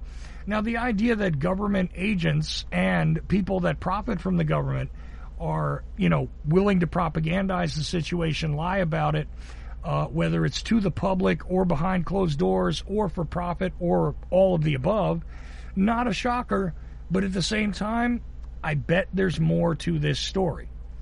And isn't it that these scientists or whatever get, there's American tax dollars going towards this. This is what the report I heard, okay? And, it turned out they're funny, and Fauci didn't want people to know about it, and there's all kinds of hush-hush. And so, basically, maybe the emails are fake. That's always a possibility. Mm-hmm. But remember, they tried to say this a year ago when Trump was in there, and it got shot down, and now a year later they're bringing it up. So yeah, well, see, something that wasn't known when Trump was in there that I do believe is real is that we had labs in America working on this stuff, and then things were sent over. Well, not just Dietrich, the University of North Carolina was, I forget what the phrase is, but working to amplify the virus to begin with. And apparently that stuff got gain of function, right? And they were trying to send it over to Wuhan, and that, you know, the whole thing in North Carolina is tied to Fauci, and is tied to a whole bunch. My understanding is that the research of Fort Detrick was shut down because, and I misstated the facts the last time I said it, and I could be wrong again, but it was they were shut down because they had contamination and leak issues for the equivalent of once every 3 days for 7 years. And in a 1 mile square radius of Fort Detrick, there's over 15,000 cases of cancer, where a guy's, like, you know, his wife and his daughter died from cancer, just from, you know. So that's a different disease or whatever. But I'm just saying that there is a history of stuff being leaked out of this lab that was doing that research. That lab was shut down, and under my understanding, they took it from there. They shut it down. They said, well, this is very important research. We can't stop doing this research, so there's no law against us going to Wuhan. And so my understanding is that research in Wuhan was a continuation of the Fort Detrick stuff. Yeah, see, funded by all the usual suspects. But here's the problem with that, right? And I'm not trying to challenge you. I'm just saying that anytime somebody tells me they understand what happened at Fort Detrick, I don't buy it. Because the problem is that there is all sorts of cover-ups and disinformation that surround that facility and all of their procedures and everything. So the idea that it's known that this or that happened is always a big old, like, maze. You know, like, designed to keep you away from most of what's at the center of it. And Detrick is a good possibility for anything. If you want to look at the cancer rate increase in just, you know, the past few generations, we could probably tie it back to Fort Detrick. I mean, that and the fact that there was plenty of open-air nuclear testing that nobody wants to talk about, you know, and all sorts of other secretive things where we have indeed found that, you know, the government tried to test radiation on people in, well, hey, there's the New York subway again, you know, and gases have been sprayed and all kinds of things where we've only gotten, you know, part of what might have been going on. You know, it's much like people say, well, I know everything about MK Ultra. No, you don't. You know, you don't know anything about all of the secretive stuff yet. There's no way. I know they've accomplished it. I know they've accomplished it. Well, see, but that's the thing, is we know from the results of a lot of things. I mean, I could argue with you that cancer has been weaponized already and has been meant to slow down, you know, whole populations. Because look at the rise of cancer. And look at the rise of other cognitive dysfunctions that they say, oh, no, it's got nothing to do with the stuff they're spraying over your head. It's got nothing to do with the fluoride in the water. It's got nothing to do with the vaccinations. But it is there, and it is proliferating. So, you know, explain to me, okay, here's your causation, but you don't have the correlation. And every one of these programs is designed to keep you away from it. Now, that being said, it doesn't mean that it's wrong. It just means that I guarantee there's no way to know the whole story. And these different food causes it. All the fast food and crap that people eat, America eats, causes that crap too. You know? Sure, but all the disinformation, and all of these labs, there are tons of academic labs at universities that have special funding, secret rooms. You know, they're being funded by the Sacklers, they're being funded by DARPA, they're being funded by the weapons industries, where it's like, well, gee, why are the chemists and the biochemists working with the weapons industry money if we're not making biological weapons? And you mean to tell me that everybody's lab protocols are solid? I doubt it. You know, and there's a variety of countries also doing the same thing. But we've got these things all over the country. I mean, if it was all at Fort Detrick, I'd feel better about it. But it's not all there. Yeah, go ahead. Here's where it went in my conversation with my friend. Is that, you know, we know for a fact that they were doing that research, and when I say fact, obviously I know nothing, but it is, you know, pretty obvious and reported, and the Last American Vagabond is where I've gotten most of this information from his research on this. And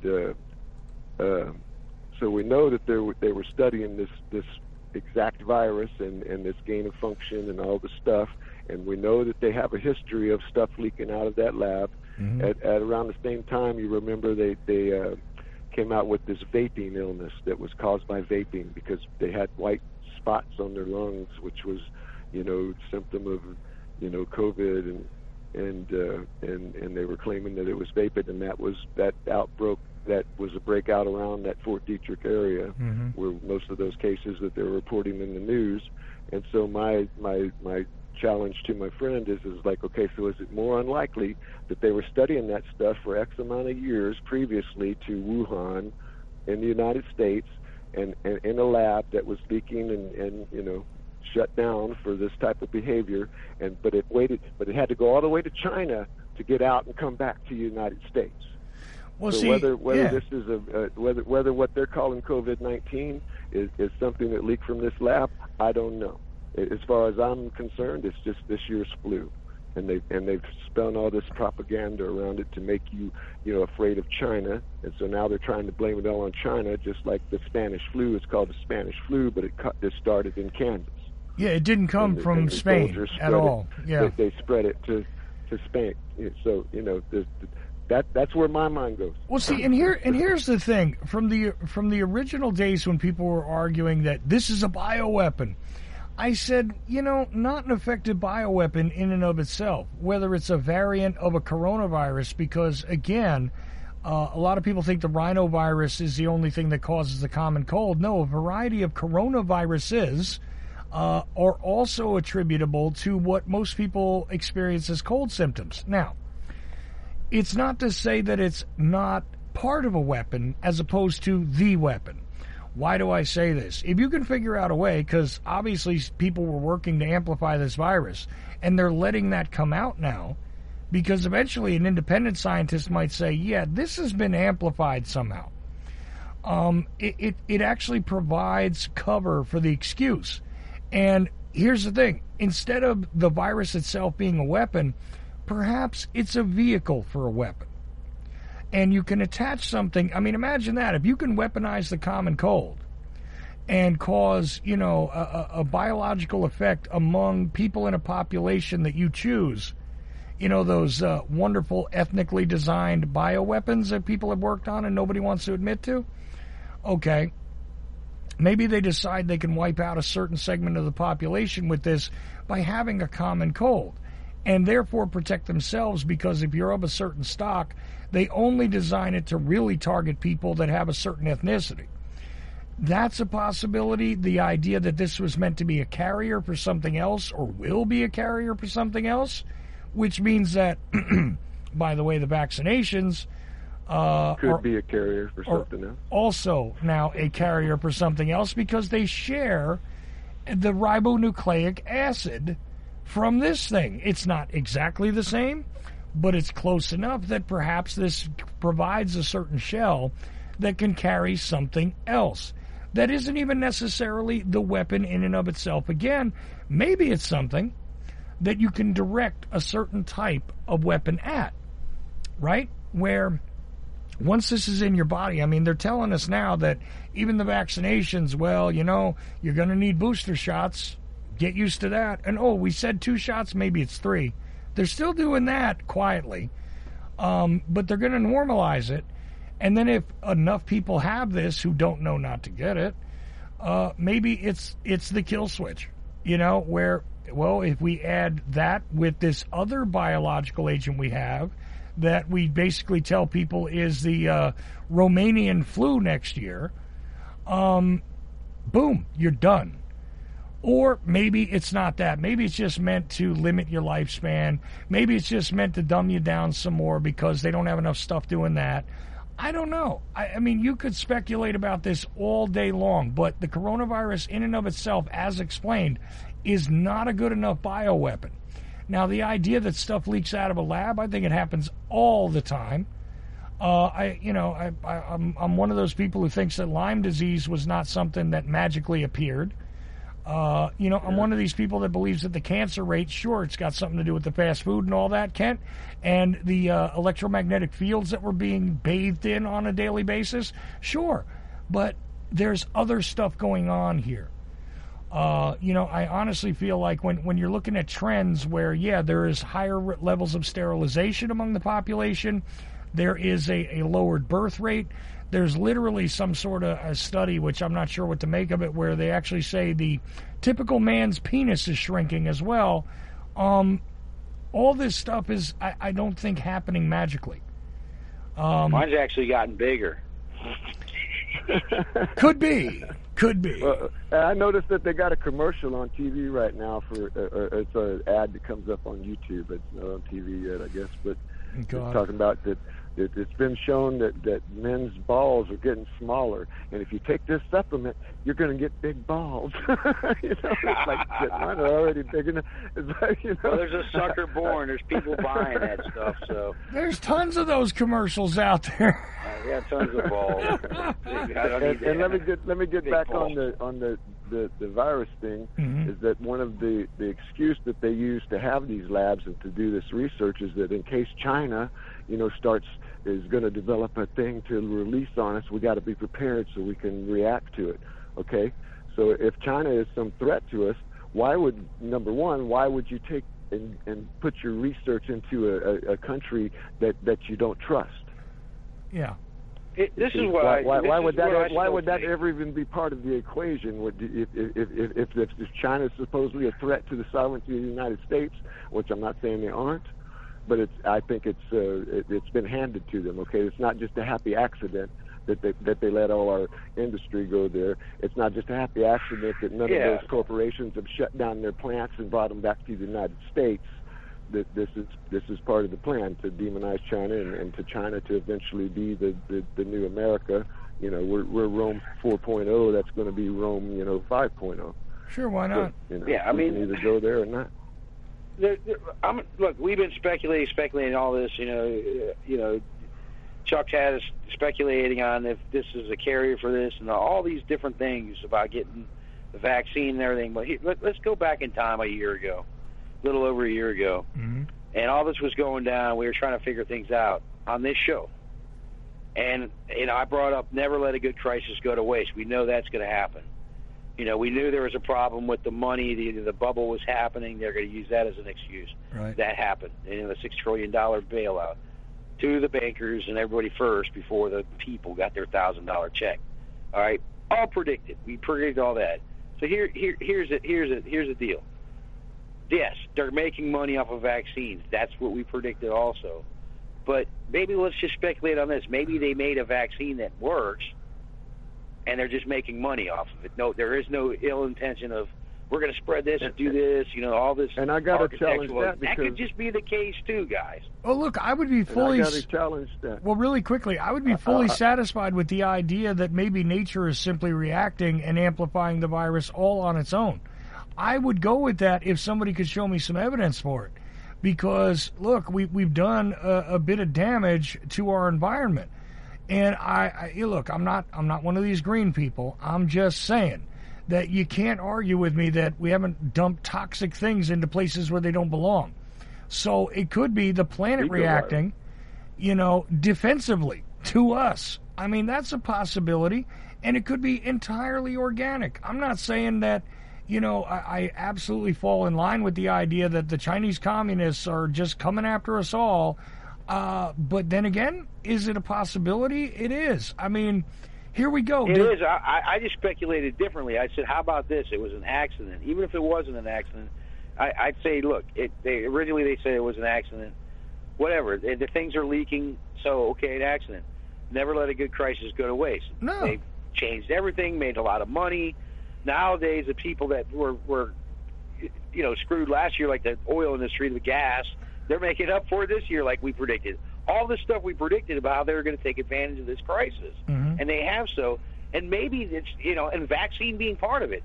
But maybe the vaccine does work. See, my only 'Cause problem... it seems to be working right now. Yeah, maybe they didn't. There's no ill intentions. They just going to make money off of this vaccine that works. We heard That's your... all Okay, I got it. too. I got it. We heard your assertion, but the answer is this.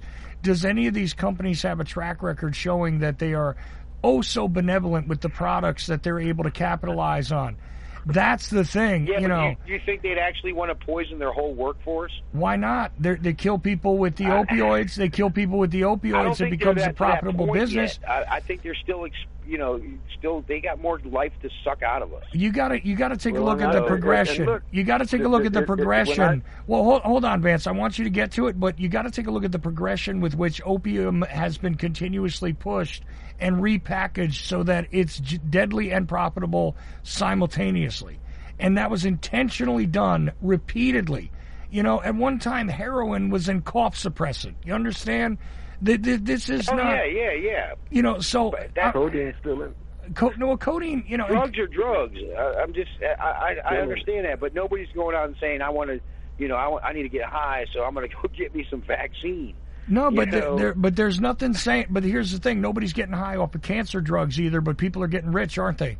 And the thing is, if you push absolutely, that's what I said. I'm not denying that they're getting rich. Yeah, but maybe this whole vaccine works, and they want to keep you coming back, which I'm not going to do ever. Okay, but just show me a tax. Because I haven't had a flu vaccine since the 80s. Show me a track record where that is the case, where there is a benevolent drug company trying to do good. That's all I'm saying. Because at the end of the day, they're not. They're buried. You got to go look far and long. Okay, you know what I'm saying? That's where I'm at with it. Where the money makers are. Vance, well, okay, but there you go. So if they're not big enough, they're not doing good enough, and the big ones keep getting caught doing nothing but poisoning people and then benefiting from the poison. Vance, you had an answer to this as well, though. I wanted to give you a chance because we are down to the last 17 minutes or so. And look, we understand about the was Event 201, and then there was another one that was like 3 years before that. That's all predicting this, global pandemic that's going to threaten, society and the world at large, and so regardless whether it's something that came out of a lab that was genetically modified or gain of function or whatever it is, when I do the math, if you're under 85 or 80 years old and you don't have pre-existing conditions, you got over a 90% chance, way over in certain cases. Children, anybody under 12 years old or whatever, there's been 7 children that have died from what they claim to be COVID. And so, to me, this is not a pandemic. It's a scamdemic, and it's just a way to force their, social control on society. And so, as I said before, if I saw people dropping dead everywhere, I'd be alarmed. But I don't know anybody that's died from this.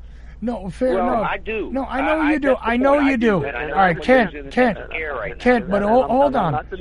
I don't want to keep repeating the same points, because here's the thing: when you understand that it is the psychopaths that are in charge, that actually are the big profit motivators, that are the big movers and shakers here, you know that all the way across the board. But maybe they're being nice this time with the vaccine.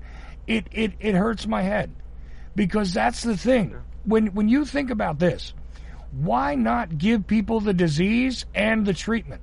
Because this way you can control both things and profit coming and going.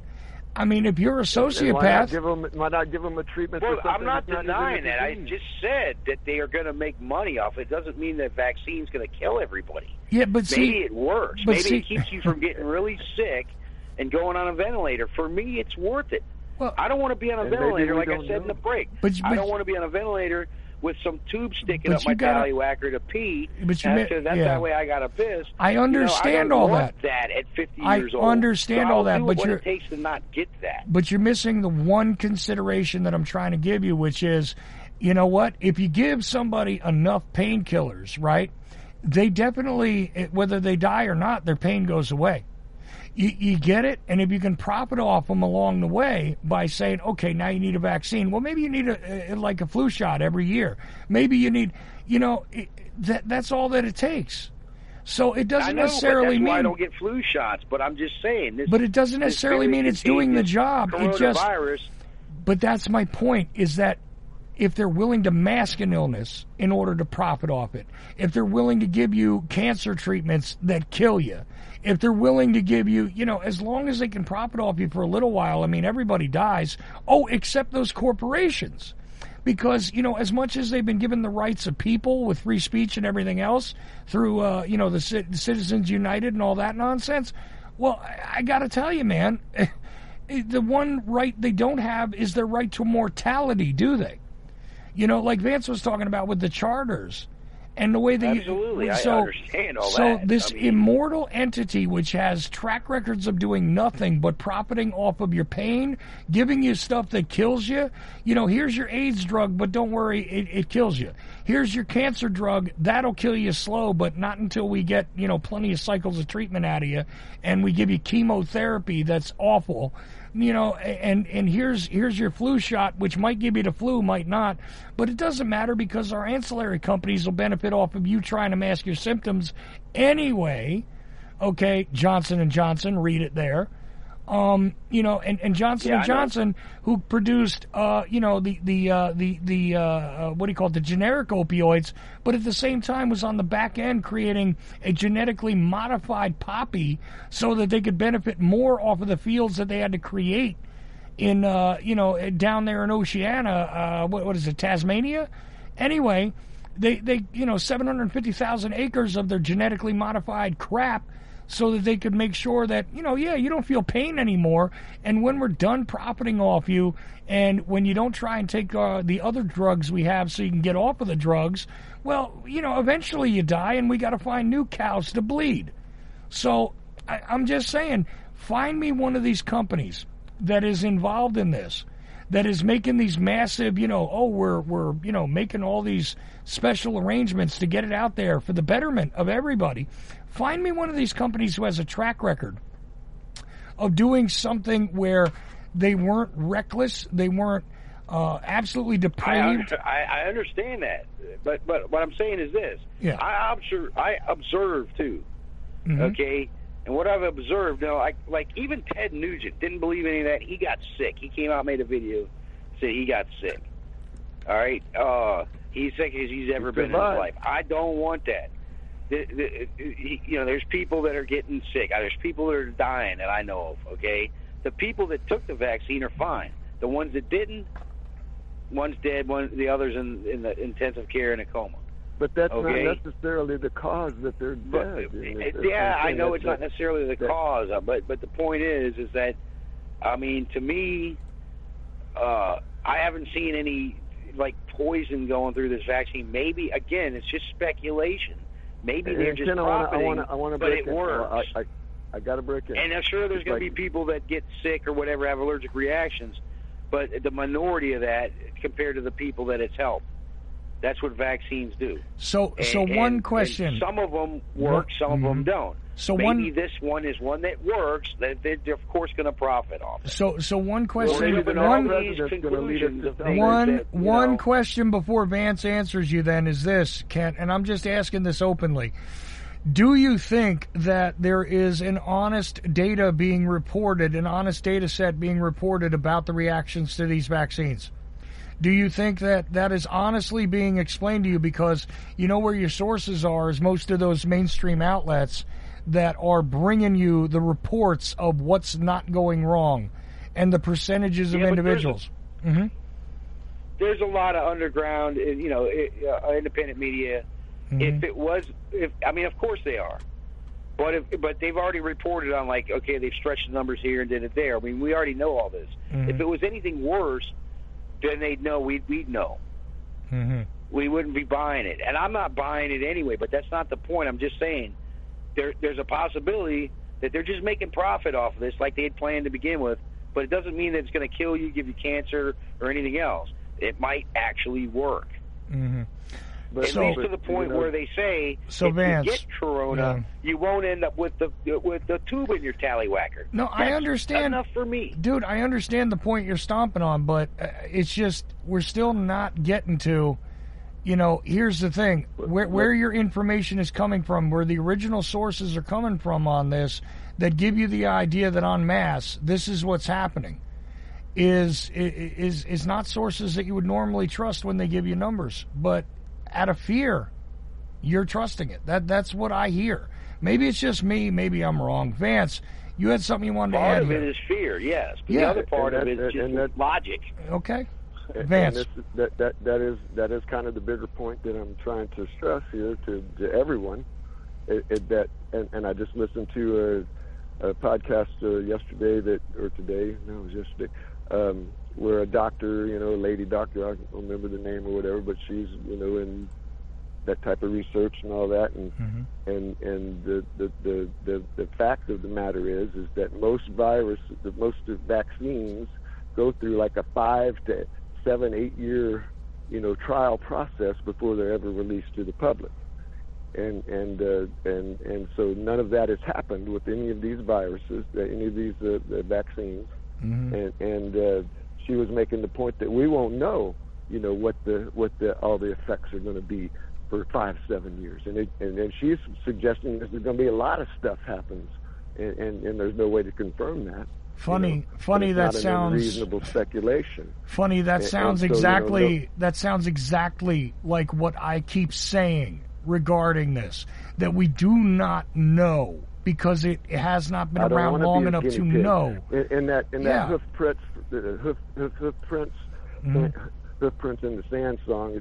And this is from a long time ago. Again, it was back during the swine flu stuff or whatever. And it says they're giving free vaccinations at the walk-in clinic. If you're lucky, you won't just be a guinea pig. Yeah. Okay, so well, fair, that's where I'm going with it. Fair enough. So, Spent Kent, as we get toward the end of the hour, and I do have to jump off on time and get to a little meeting after the show tonight. So I'm going to do that, but want to give you a chance to get in your final words, and I know I can't give you a minute because you always run over I want it. one little more second. Little more second. Oh, Vance, I'm giving you the final word on the show, dude. I don't even want the final word. So okay. Great.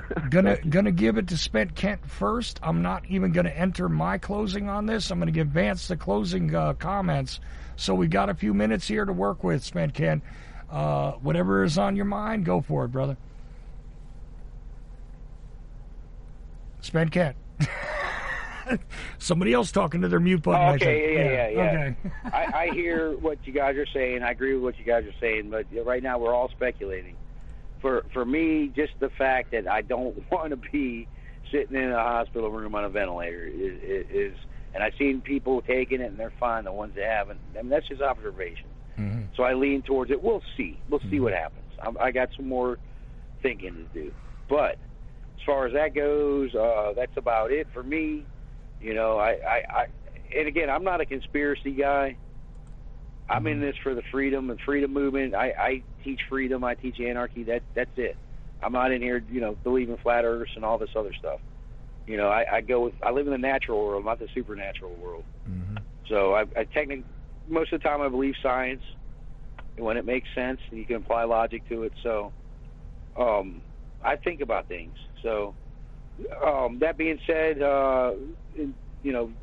love each other. Get out there, spread the love, show empathy, like we were talking about earlier. That's the biggest key. Be the change you want to be.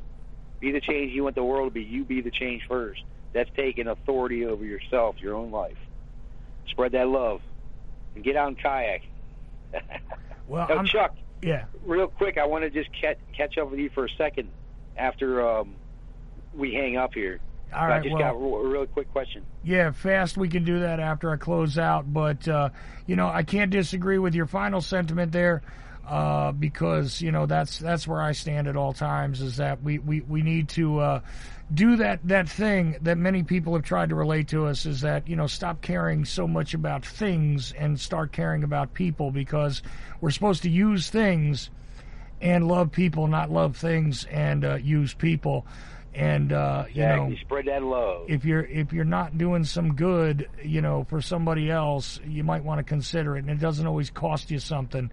Sometimes, maybe it does cost you a moment, a minute, acknowledgement, something else. And that is of the highest value in my estimation. But I give the final and the word. rewards are priceless.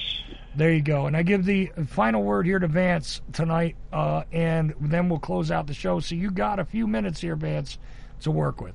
Good show, Vance. Good show, guys. Oh, Chuck, awesome. Absolutely. You too. Go ahead, Vance. And you know, basically, these are the conversations that people need to be having nowadays. And we've gotten to a kind of little spirited, you know, debate here at the end here, and we're still going to be friends, even if we don't disagree necessarily. That doesn't mean I got to label you this or label you that or whatever. You know,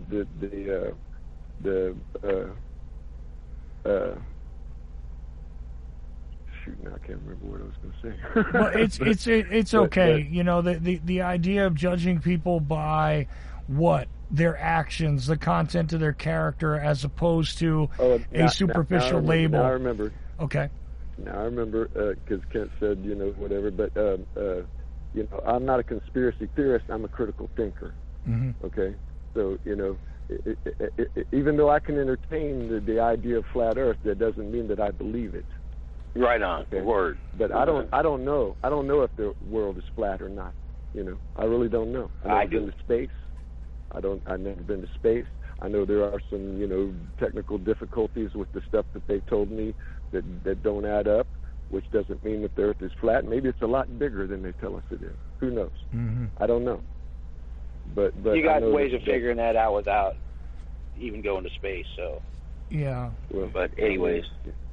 Yeah, we won't get on that subject. But I was just saying, you know, that's the frame of mind that people have to have, is to question everything at all times. There's a saying that says something about always question authority, not for the lack of respect or argument, but because you took the time to think about it and you think you thought of a better way. And I'm kind of bastardizing that or whatever, but you know, so that's just been part of my nature. So this isn't, you know, just something that I, you know, picked up from listening to Alex Jones or, you know, anybody anywhere. InfoWars. And these are, like I say, these are the conversations that we got to get other people involved in, and drop those little cues, just like I did to the guy the other night. And then he still came up and talked to me, you know. And so, you know, it doesn't happen overnight. It takes a period of education, and once you get, you know, a certain percentage of people, well, then the dynamic can shift. And so this is the only way we're going to do it, you know, is individually amongst each other, just like they did in the, you know, 1700s and all that. It only took, there was only a few people involved in all of that. Wasn't everybody. They just had to convince them, you know, or put enough stuff out there in their mind, common sense. Plant the seeds. Here we go. So.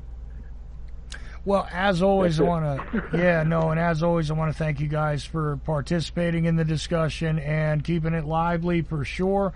No, I'm not angry with Spent Kent, even for his decision that I disagree with. I'm just having a conversation with him, you know, and I feel as though, look, if this is your personal decision to go do something, but be as informed as possible, you know, and at all times consider that you are supposed to be the ultimate authority over yourself, and that really, unless you give that to somebody else willingly, it should not just be implied and handed right on over.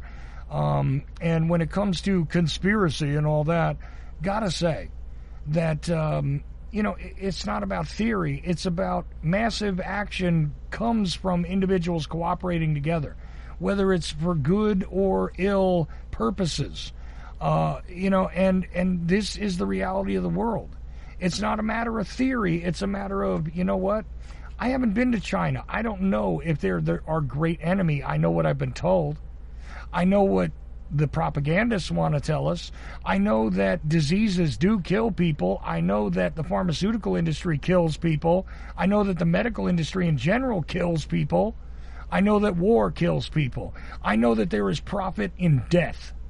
And that is something which is all across the planet. And you know what? We have choices that we can make to change that equation. And no matter what they are, if we go in the right direction, we might get to the right destination. So no matter who you are, where you I are, agree. when you are, I just want to say I'm merely Ocelli. All of you are indeed the effect. Thank you, and good night, everybody.